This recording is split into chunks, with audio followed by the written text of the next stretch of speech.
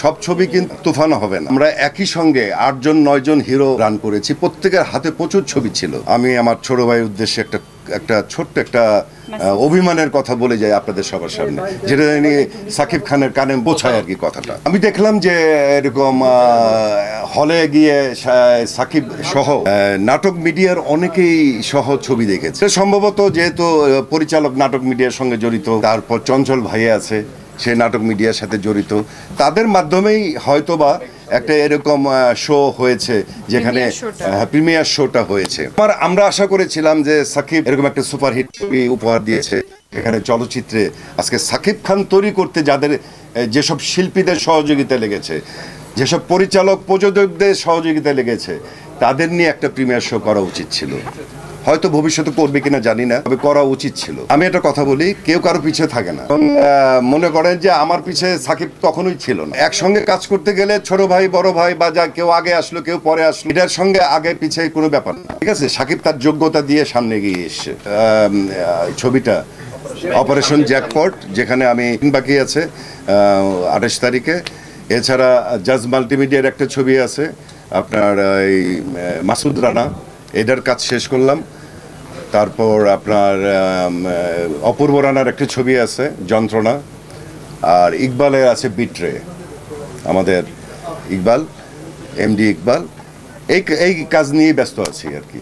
এটা আমি বলতে পারি না, এটা আসলে প্রডিউসার ডিরেক্টর পরে। এইরকম ধামাকা ছবি নির্ভর করে আসলে প্রডিউসার ডিরেক্টরদের উপর।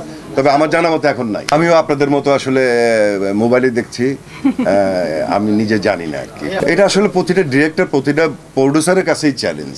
যে ছবি বানায় প্রত্যেকের কাছেই চ্যালেঞ্জ, শুধু একজন না, সবাই। তবে ইকবালের একটা ধুন আছে আলাদা একটা আর কি, ছবির পরিচালনায় বা প্রচারে। এখন কিন্তু চলের গল্পটা এবং ধারাটা চেঞ্জ হয়ে গেছে। যেমন আমাদের সময় আমরা একই সঙ্গে 8 জন 9 জন হিরো রান করেছি, প্রত্যেকের হাতে প্রচুর ছবি ছিল। যেমন সিনিয়রদের মধ্যে আলমগীর ভাই ছিল, রাজ্জাক আঙ্কেল ছিল, ফারুক সাহেব ছিলেন, এরপরে মান্না, রুবেল, আমি, বাপ্পা, তারপর রিয়াজ, ফেরদৌস, এরকম অনেকেই ছিল। এবং একটা ছবিতে দেখা গেছে 3টা হিরো 3টা হিরোইন কাজ করছে, একাধিক হিরো হিরোইন নিয়ে। অথবা দেখা গেল সিনিয়র একটা আর্টিস্ট আছে, আলমগীর সাহেব, জসিম সাহেব আছে, শাবানা ম্যাডাম আছে, আমি, পপি, শাবনূর, আমরা অভিনয় করেছি। এবং ফ্যামিলি সেন্টিমেন্ট নিয়ে ছবি হইতো, এবং গল্পটা কিন্তু একটা বড় আকারে হইতো। কিন্তু এখন কি দেখা যাচ্ছে, এখন দেখা যায় যে একটা হিরো একটা হিরোইনই বেশি প্রেফার করে অনেকেই।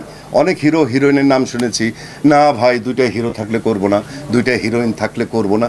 তাতে কি হয়েছে, গল্পগুলো কিন্তু একই রকম হয়ে গেছে, চেঞ্জ হয় না কোনো। দেখা গেল যে ওই একটু রোমান্টিক ওয়েতে হয়েছে, বা একটা নর্মাল সিঙ্গেল অ্যাকশন ছবি হয়েছে। তা আসলে কম্পিটিশনও দরকার আছে। যখন নাকি আমি আর মান্না একটা ছবি করতাম একসঙ্গে, তখন আমাদের মধ্যে কম্পিটিশন থাকতো, কে কার চাইতে ভালো অভিনয় করতে পারে। এখন এই জিনিসগুলো দরকার, গল্পগুলো চেঞ্জ করতে হবে।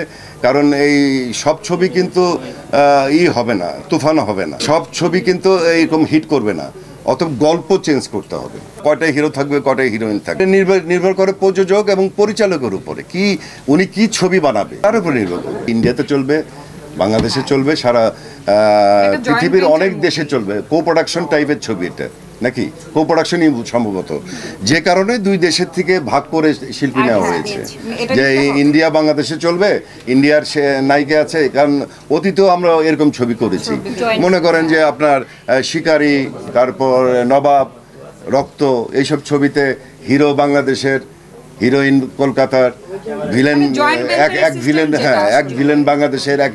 তা এটা হয়ে থাকে, কারণ ওখানে নায়িকা ছিল 2 জন, একটা নায়িকা নিয়েছে কলকাতার, একটা নায়িকা নিয়েছে বাংলাদেশের। এটা নিয়ে আলোচনা হওয়ার কিছু নেই ভাই। ছবি ওই দেশের বাজার তো ধরতেই হবে, কারণ একটা বিগ বাজেটের ছবি, কো প্রোডাকশন ছবি, এই দেশে ও দেশের চলবে। যদি এখন মনে করেন ওই দেশের কোনো শিল্পী নাই, এখন ওরা বলবে না এই কথা যে বাংলাদেশের ছবি আমরা কেন চালাবো। এটা কি আপনার, এটা কি কলকাতায় ছবি তুফান চলে না, এটা কি আপনার কথা নাকি ভাই? আমি শুনিনি।